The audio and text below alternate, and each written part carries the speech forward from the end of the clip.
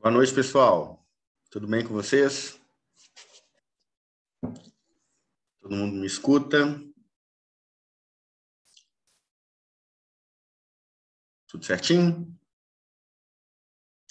Boa noite.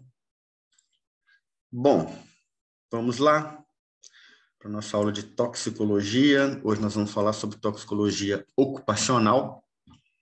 É aquela toxicologia laboral relacionada ao trabalho, ambiente de trabalho, substâncias químicas presentes no ambiente de trabalho, né?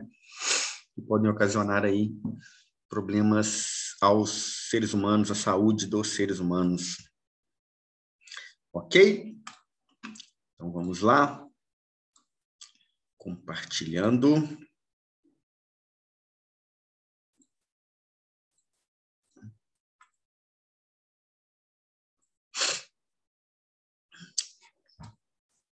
Um momentinho.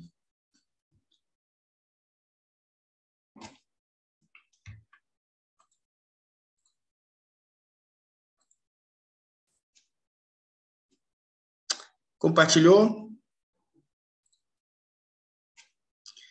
Minha tela está aí para todos vocês? Tá sim.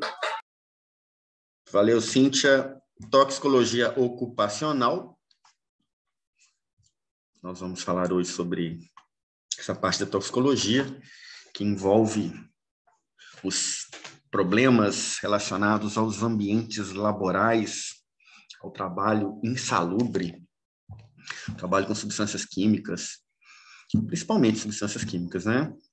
Que geram uma insalubridade no ambiente. Não somente, né, nós temos riscos químicos, físicos, biológicos, mas em toxicologia a gente trata principalmente, não somente dos riscos químicos, né?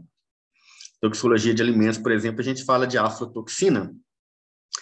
A aflatoxina é um contaminante químico, mas que é produzido por um fungo. Então, assim, não deixa de ser um risco biológico, né, inerente, né, à toxicologia, ao estudo também da toxicologia. Então, bom, o corpo humano possui sistemas naturais de defesa que vão ajudar naturalmente a proteger contra riscos ambientais e ocupacionais, né? A pele, principalmente, e demais sistemas, mecanismos de defesa. Mas, em concentrações elevadas, em exposições a concentrações acima das doses que a gente vai ver aí, que são limites, né? Para que aconteça um dano ao organismo humano, nós temos uma ineficiência, uma incapacidade do organismo de nos proteger, de responder de uma maneira satisfatória à presença de certas substâncias no meio ambiente. É quando ocorrem as intoxicações, né? A gente já viu que temos exposições agudas, temos exposições crônicas, e as substâncias químicas nós temos as intoxicações, que o termo intoxicação normalmente a gente dá uma exposição aguda, né? Mas nós temos também problemas causados por intoxicações crônicas, como ao cádmio, ao chumbo, podendo levar a intoxicação, né? Acúmulo por metal pesado no organismo, câncer, que, né, está relacionado também a essa questão ocupacional que a gente vai ver aqui, essas questões de exposição. Estamos a todo momento sujeitos a riscos ocupacionais, como eu disse, sendo esses riscos ocupacionais, químicos, físicos, biológicos, ergonômicos. Então, nós não temos somente aí as substâncias químicas, que é o que nós vamos estudar hoje, como material particulado, líquidos, gases, vapores, mas temos também micro-organismos, como os vírus, bactérias, temos também riscos físicos, como ruídos, oscilações, radiação, e os riscos ergonômicos de postura, que não é o nosso objeto de estudo. Os trabalhadores que estão expostos constantemente a esses riscos, no caso químicos, a gente vai focar nisso, tendem a debilitar seus sistemas naturais de defesa devido à exposição ou aguda, a uma concentração alta, acima do limite de tolerância, ou a uma intoxicação crônica, em doses pequenas, mas constantes, crônicas, e mantidas durante um período de tempo que leva principalmente a um acúmulo ou da substância ou do dano causado por essa substância no organismo. Qual o risco? Como avaliar o risco? Existem indicadores para isso, né? Então, o risco a gente identifica, a gente sabe, mas a gente precisa de aprender a avaliar o risco. Para isso, nós temos os indicadores aqui que são preconizados pelos órgãos que trabalham com a toxicologia ocupacional. No Brasil, a gente tem o Ministério do Trabalho, né? A toxicologia ocupacional, então, por sua vez, é a área da toxicologia aplicada aos princípios e métodos para identificação, gestão, controle de compostos químicos no ambiente de trabalho, visando o uso adequado e seguro dos agentes que ofereçam um ambiente salubre ao trabalhador, agentes químicos. Então, a gente conhecendo os agentes químicos tóxicos presentes no organismo, no ambiente, a gente consegue proteger o organismo através de exposição, do controle da minimização da exposição. Com isso, diminui o risco. Como isso pode ser feito? Equipamento de proteção individual, por exemplo, né? Eu posso compreender a via, é cutânea, é respiratória, e, né, desse modo, eu utilizo o equipamento de proteção individual adequado. Não é isso mesmo? Assim a gente minimiza a exposição e o risco, ele é proporcional à exposição, né? Riscos ocupacionais por substâncias químicas, nós vamos falar de material particulado, líquidos, gases e vapores.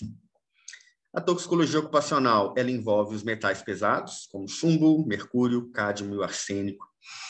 Toxicidade dos solventes, como clorofórmio, benzeno, os derivados aí do petróleo, né, gasolina, muito comum em postos de gasolina, em refinarias, em quem trabalha com pintura automotiva, né, alguns produtos utilizados como cola, né, como cola de sapateiro, todo mundo conhece aí, né, um psicotrópico, e gases e vapores irritantes e asfixiantes, como monóxido de carbono, cianetos. A avaliação de risco, ela é um indicador, na verdade, é um parâmetro já mais ou menos que eu digo, porque nós temos ainda algumas questões para serem identificadas, como a gente vai ver. Mas essa avaliação de risco, ela já é tabelada, nós já temos indicadores específicos para isso, já conhecemos limites. Claro que isso é uma coisa um tanto quanto individual, né, pessoal? Por exemplo, um risco de um alérgeno, é uma substância química. Esse alérgeno, ele pode ser fatal para uma pessoa e ser inerte a outra pessoa, né? Na verdade, isso é comum de acontecer, mas nós temos para essas substâncias que a gente vai identificar um padrão de toxicidade já bem pré-estabelecido pelos órgãos que estudam a toxicologia. Como a gente está falando de ocupacional, vocês podem ter certeza que existem vários órgãos oficiais que estudam e trabalham com toxicologia, com medicina, com segurança ocupacional. Beleza? Avaliação de risco é o processo que caracteriza de forma científica e sistemática o potencial de efeitos adversos sobre a saúde. Potencial de efeitos adversos sobre a saúde, não quer dizer que vai causar. Resultante de situação, né, dessa exposição a agentes químicos, principalmente perigosos. Não vamos falar de outros agentes, não. Tá? Vamos focar na nossa toxicologia aqui, que é agente químico. Beleza? Que a gente vai conseguir enxergar, né, de uma maneira um tanto quanto precisa dentro da nossa margem de conhecimento farmacológico, de farmacocinética, né, de toxicodinâmica e toxicocinética, né, a gente vai conseguir compreender. Principalmente a questão da identificação dos exames laboratoriais para a identificação da exposição, os limites, né, na urina, no sangue. Biomonitoramento é uma metodologia também fundamental de importância para a toxicologia ambiental, toxicologia ocupacional, porque ela avalia o andamento das exposições no tempo. Sabe, o biomonitoramento, eu consigo enxergar isso muito claro quando a gente fala de radiologia. Claro que não é um risco químico, é um risco físico, radiologia, né? A radiação é um risco físico. Eu não sei se vocês conhecem, mas quem trabalha em aparelhos de raio-x, de tomografia, de mamografia, eles andam com um aparelhinho chamado dosímetro. Então, a todo momento eles estão com aquilo ali. E aquilo todo mês é enviado para uma empresa especializada que vai monitorar mensalmente a taxa, a quantidade de radiação a qual aquela pessoa, aquele trabalhador técnico, radiologia, médico, radiologista, foi exposto durante aquele mês. E isso, obviamente, é um indicador importante para a exposição, para o desenvolvimento de doenças, né? Então, é um biomonitoramento, entenderam? Vocês conhecem a dosimetria? Quem trabalha no hospital aí, quem trabalha em raio-x, já viu o raio-x, sabe disso, né? A Cíntia está aí? A Cíntia sumiu aqui, cadê? Onde você trabalha tem raio-x, Cíntia? Você trabalha num PS, né? Não, é no pronto atendimento. Tem raio-x? Tem. Os técnicos trabalham com dosímetro, não trabalham? Trabalha assim. É um crachazinho que eles andam com ele pendurado. A cada raio-x que eles fazem, eles recebem uma radiação e o dosímetro capta. E no final do mês, eles mandam, né, a gestão hospitalar e da unidade de saúde manda aquilo para uma empresa especializada que vai identificar, mensurar, né, quantificar a radiação ao qual foi exposta aquele funcionário. Nossa, mas eles são tão seguros, fala que quase não tem radiação. Todo mundo fala. Se vocês têm, essa que é a questão da exposição continuada. O problema é que o negócio é cumulativo, assim. É isso aí. Agora vai ter radiação aqui, né? Fica tranquilo. Esse é o problema da exposição continuada, né, Adriana? Isso que você falou mesmo aí, é cumulativo.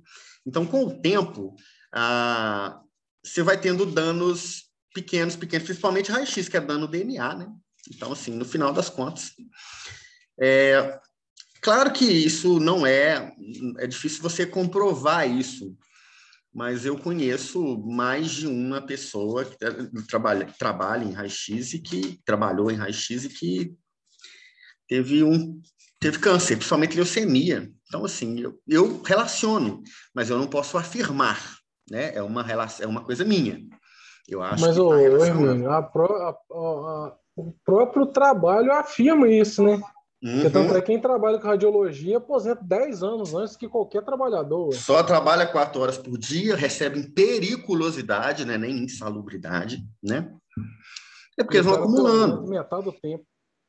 Você vai lá e faz um raio-x. Se for exposto a uma radiação, e claro que quem está ali usa avental plumbífero, tem o vidro, tem as paredes chumbadas, né?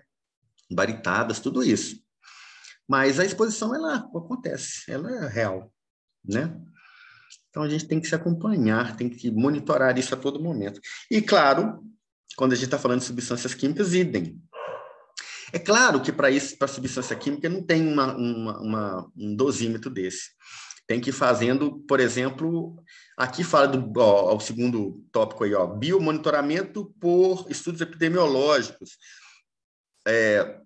Normalmente a gente faz esse biomonitoramento com exames laboratoriais, né? Sangue, urina, principalmente, para tentar identificar.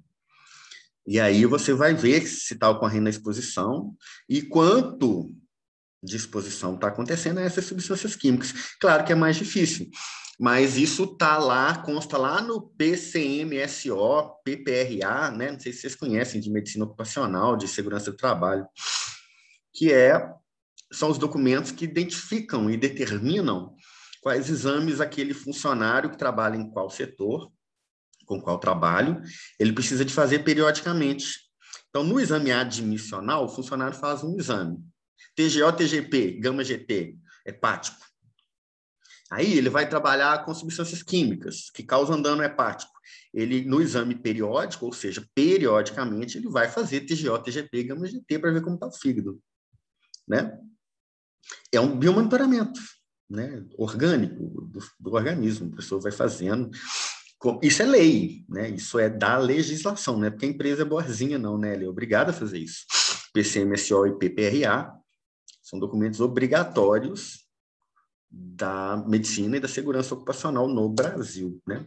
Não todo, né? Mas é o termo brasileiro.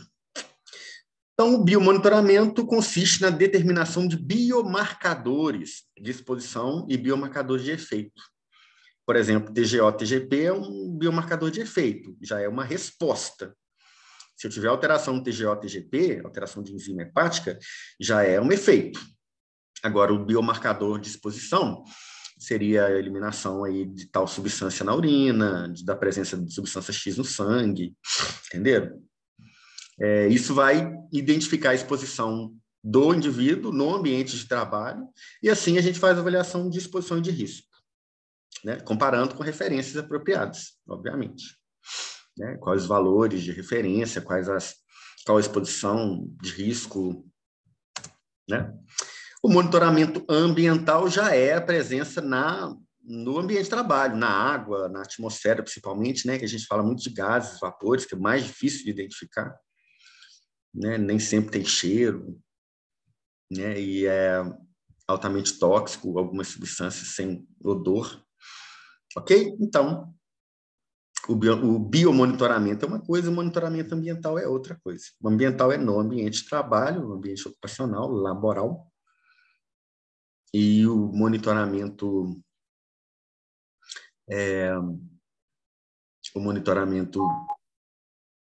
biomonitoramento é no organismo. Alguém está ligado aqui, beleza. Limites de exposição ambientais de acordo com... Dá uma olhada, quem consegue ler isso aí? Não consigo ler isso aí, não. DFG, mais fácil, né? É holandês, né? Que é essa palavra aí, que é uma referência, a referência utilizada em medicina e saúde ocupacional, em medicina e segurança ocupacional. MAK, TRK, TLV, TWA, TLV STEL, TLVC, vocês não devem conhecer, mas vamos lá. MAK é a máxima concentração tolerável. As siglas estão também em outra língua. Mas vocês vão conseguir entender, né? Máxima concentração tolerável é a máxima concentração de uma substância química, gás, vapor ou partículas aerodispersas, aerossóis, né? Presença no ambiente de trabalho que não produz efeito adverso nos trabalhadores expostos durante um período de 8 horas diárias ou 40 horas semanais. Quantidade máxima tolerada, sem dano, numa jornada de trabalho padrão de 40 horas semanais. O limite de exposição técnico é o nível mais baixo de concentração que pode ser obtido com a utilização da tecnologia mais apropriada, mais adequada, mantendo o ambiente de trabalho muito salutar. O TLV, TWA, o TLV, pessoal, indica valor limite, limiar, valor limite limiar. Então, assim, é o limiar do valor, né? De tolerância. E aí, o TWA é média ponderada no tempo, o STEL é limite para um breve período de tempo, que a gente vai ver aí, disposição, e o C, que é o sailing. Vamos lá. Média ponderada no tempo, concentração média ponderada no tempo, calculada para uma jornada de trabalho padrão de 40 horas semanais, para as quais se acredita que quase todos os trabalhadores possam estar repetidamente expostos, dia após dia, sem apresentar efeito adverso. Ponto. Sem efeito adverso. Agora, o STEL é limite para um breve período de tempo de exposição. Já é a concentração na qual se acredita que os trabalhadores possam estar expostos continuamente por um breve período de tempo, sem que surjam irritações, dano crônico ou irreversível nos tecidos. Então, redução do estado de atenção, né? O sailing é a concentração que não deve ser superada durante qualquer momento de exposição. Então, vai aumentando, né? O limiar para o segundo e para o terceiro. Então, nós temos a média ponderada com o período de tempo com o sailing. Então, nós chegamos ao BEI, que é o índice biológico de exposição. Representa o valor do biomarcador que é possível encontrar em amostras escolhidas de trabalhadores saudáveis, expostos ao nível de concentração do ar na ordem de grandeza do TWA, que é aquele limite que não causa efeito adverso. Então, se eu pegar aquele trabalhador que trabalha naquela atmosfera que tem a substância química, mas que não causa dano, está lá no valor limite limiar de média ponderada no tempo, eu tenho um índice biológico de exposição. Então, se eu pegar sangue, urina, dependendo aí da amostra que é utilizada, eu tenho que ter aquela concentração lá no sangue, aquele parâmetro laboratorial, né? Agora, o BAT já é o tolerado, então representa a máxima quantidade ou da substância ou do seu metabólico, porque a gente está falando do exame, né, de sangue ou de urina, presente nas amostras escolhidas dos trabalhadores expostos naquele período de 8 horas diárias e 40 horas semanais. Os BAT são validados referindo-se aos valores do MAK. Vocês vão lembrar que o MAK é a máxima concentração tolerável. Compreenderam? Resumindo, eu tenho uma concentração tolerada, que é a máxima, vou chegar nos melhores, tá? Nos que a gente mais utiliza, que você vê mais em PCMSO, em medicina ocupacional. Eu tenho o limite de exposição técnico, esse aqui as empresas buscam para reduzir, né, as emissões e a poluição ambiental, né, do ambiente de trabalho. E tem os valores, que são aqueles que eu posso submeter o meu trabalhador, pensando como uma empresa, né, sem que ele apresente nenhum dano, né, e sem que eu tenha que, posteriormente, indenizar ele ou a família, né, se ele falecer, né, de um problema ocupacional, né, pessoal? Ok? E aí eu tenho os indicadores, que são os limites biológicos, são os mais importantes, porque são aqueles que a gente vai, nós, farmacêuticos, importante para nós, porque é o que chega até a gente no laboratório, você fazer análise de sangue, de urina, né, de líquor, e escarro e identificar a quantidade de substâncias químicas presentes ali, se está dentro do limite de tolerância. EKA é o limite de exposição equivalente para substâncias cancerígenas. Então, assim, a cancerígena é uma exposição continuada, né, pessoal? Câncer não é uma exposição...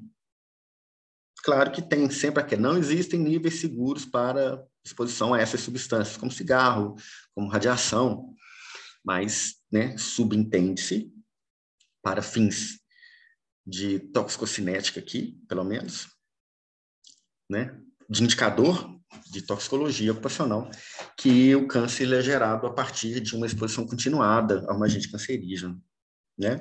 Então, esse EKA aqui serve para identificar, né, a relação entre concentração da substância carcinogênica na atmosfera do ambiente laboral e dos metabólitos presentes no material biológico. Ok? Fechou? Entendido? Ficou dúvida? São indicadores, né? Beleza? Hoje a gente tem muito exame toxicológico aí. E quando a gente fala em exame toxicológico, muitas das vezes as pessoas pensam sempre em exame de droga, para identificação de droga de abuso. Não é. Exame toxicológico pode ser para metabólico de medicamento, né? Por exemplo, monitoramento de concentração sérico de lítio, para quem toma carbonato de lítio. Essas análises, esses exames laboratoriais de toxicologia ocupacional, tudo é exame toxicológico. Então, não é somente aquele exame que você faz para pegar o usuário de droga, que a empresa faz para identificar, que o Detran faz para motorista de caminhão. Não é só isso que é exame toxicológico, né? É muito mais amplo, né? Show? Fechou? Beleza? Vias de administração de agentes tóxicos no ambiente de trabalho. Quais são as vias?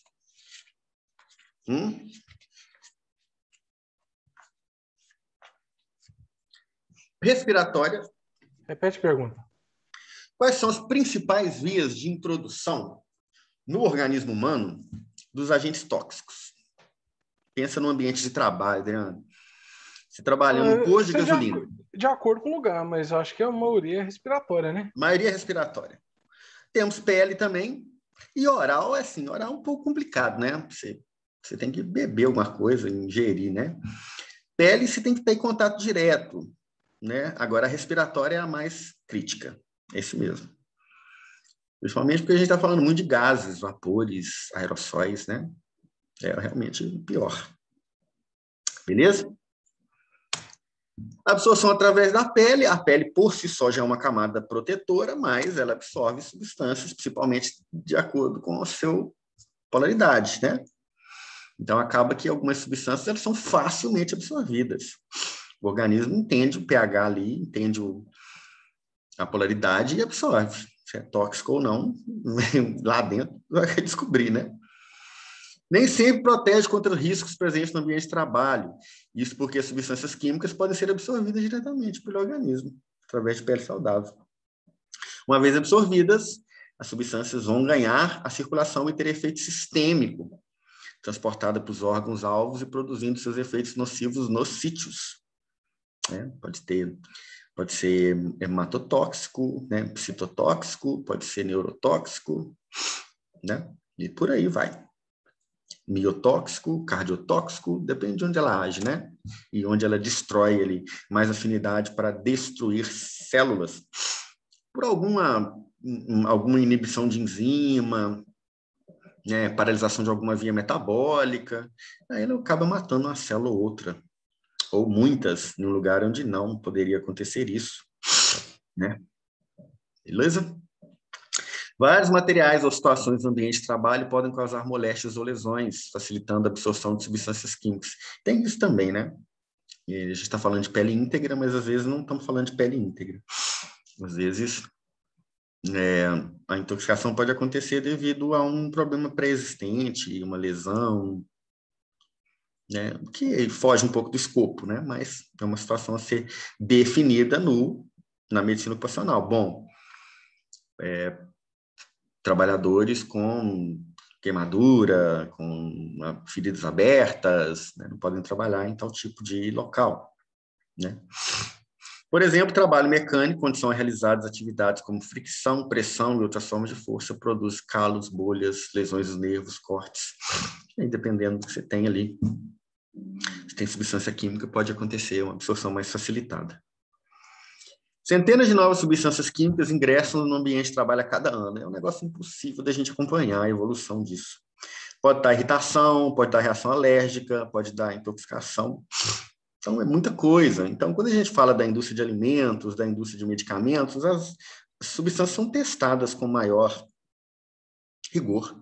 Agora, a indústria de produto de limpeza, a indústria de produto de mecânica, de funilaria, né, de industrial, isso não tem esse tipo de rigor. Então, a gente tem a situação. Quem lembra aí, lógico, né, todo mundo lembra, né, do caso da cerveja Baker. Todo mundo lembra. Né?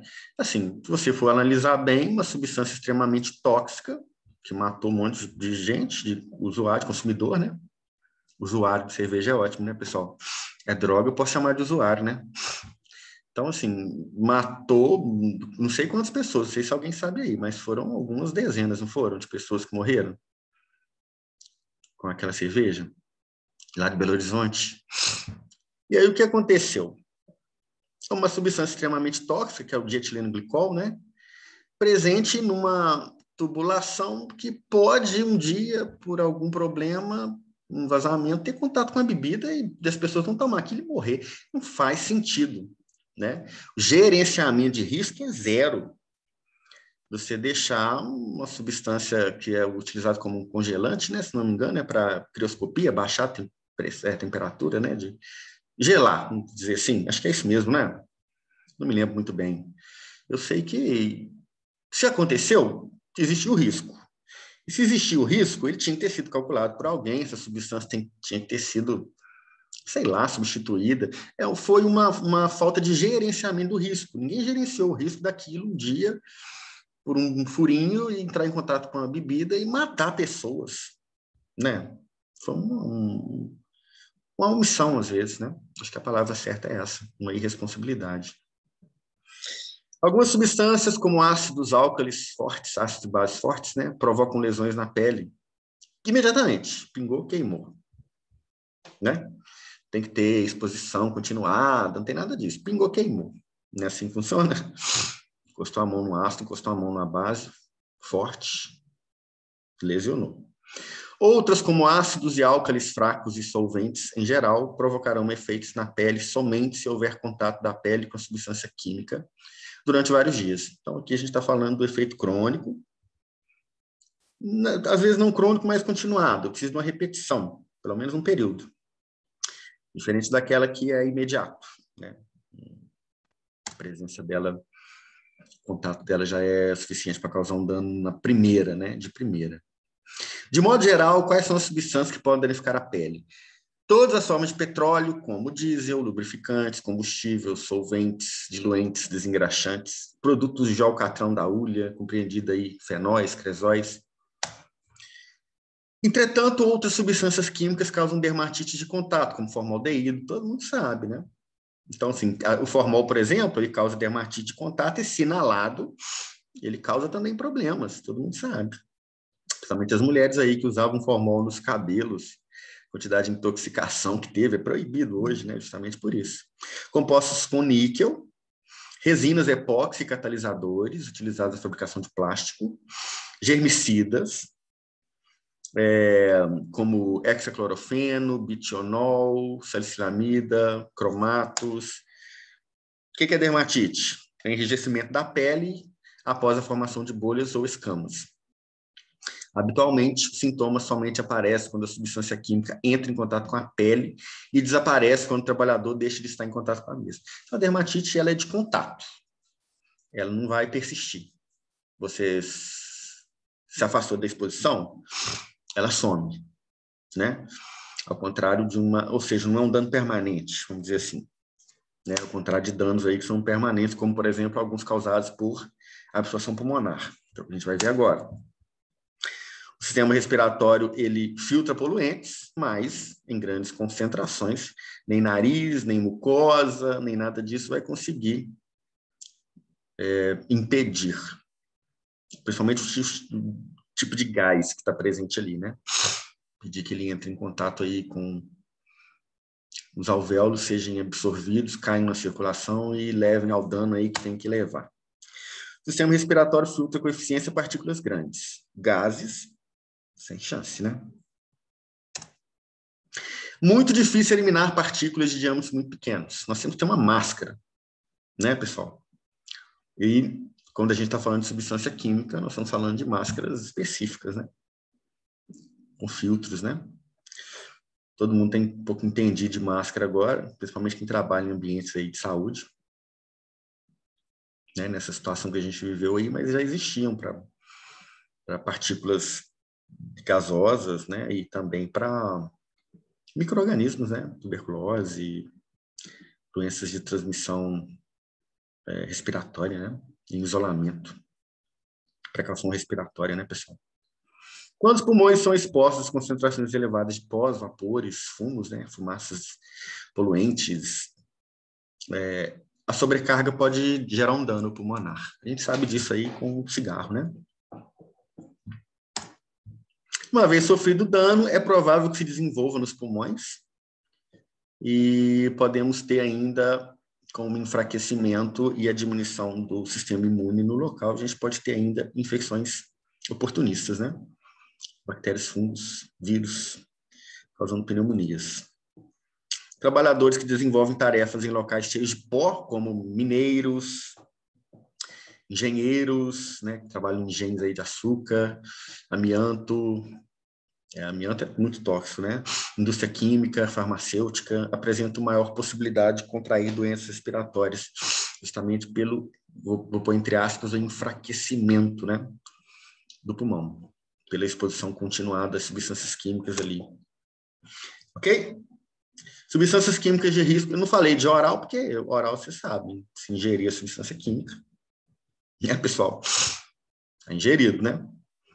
Então, não é muito nosso foco, não, porque aí já vira acidente, concordam comigo? Dermatite de contato, eu posso estar...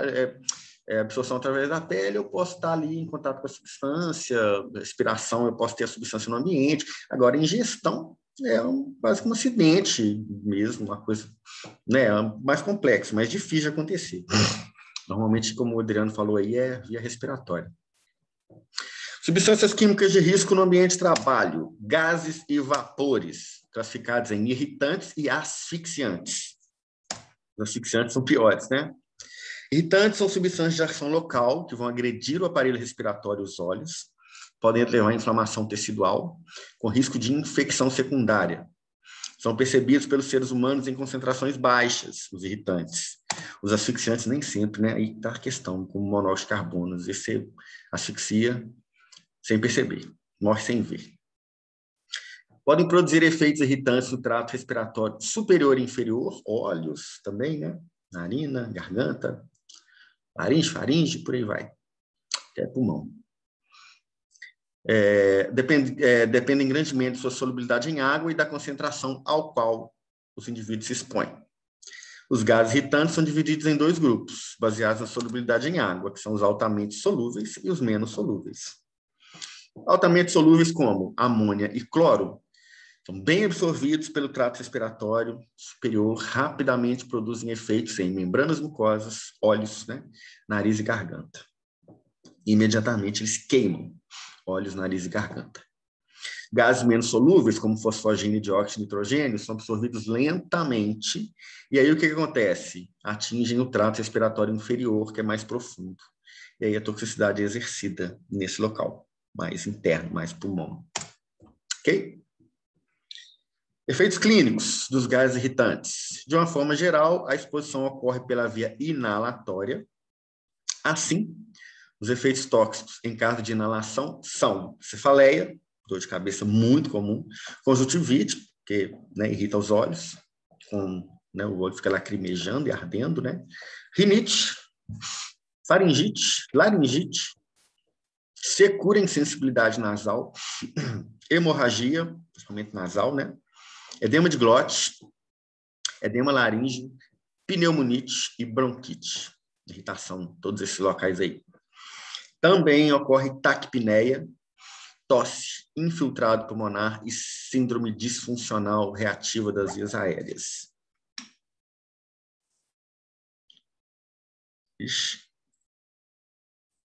Vocês estão me vendo ainda aí? Meu compartilhamento fugiu aqui, deixa eu voltar. Deu uma mensagem aqui. A próxima professora já está tentando entrar. Exposição cutânea causa eritema e queimadura. Aquela exposição, por exemplo, a ácidos, bases. Classificação dos gases irritantes de acordo com sintomas de intoxicação. Intensos, derivados sulfúricos, como ácido sulfúrico, aldeídos, como formol, flúor, amoníaco. Todo mundo conhece amoníaco, né, pessoal? Todo mundo conhece amoníaco, não conhece?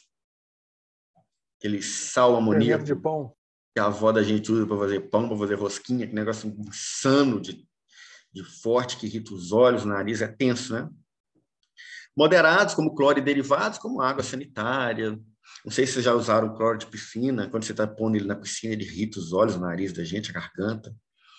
E leves, como ozônio, brometo de cloreto de metila e vapores nitrosos. Importante destacar que os gases e vapores podem também penetrar no organismo através do sistema respiratório. Assim, existirão efeitos locais no trato superior e nos pulmões, que é trato respiratório inferior, né? Por serem absorvidos e transferidos para a corrente sanguínea, também vão ter um efeito sistêmico. Então, assim, eu não vou ter somente irritação ocular, nasal, laringe, faringe, pulmão. Eu vou ter absorção, dependendo da substância, eu vou ter um efeito sistêmico, que pode ser grave. Ok? Os asfixiantes também são classificados aí por asfixiantes simples e asfixiantes químicos. Os simples são gases inertes, porém em altas concentrações em ambientes confinados. Reduzem a disponibilidade do oxigênio, como dióxido de carbono, metano, butano e propano. Ou seja, está muito concentrado no ambiente. Diferente, por exemplo, do monóxido de carbono, que pequenas quantidades dele competem com o oxigênio. Então, eu posso ter mais oxigênio que monóxido de carbono, que o organismo prefere monóxido de carbono e morre asfixiado. Não é assim que funciona? Pela formação da carboxihemoglobina, né? Então, eu tenho os simples e tenho os químicos. Beleza? Vou parar aqui. Na próxima aula eu volto com vocês a partir dos asfixiantes. Dúvidas, perguntas, questionamentos ou nada? Tranquilo, né? Próxima aula a gente vai falar de item por item, substâncias por substâncias. Beleza? Um abraço para vocês.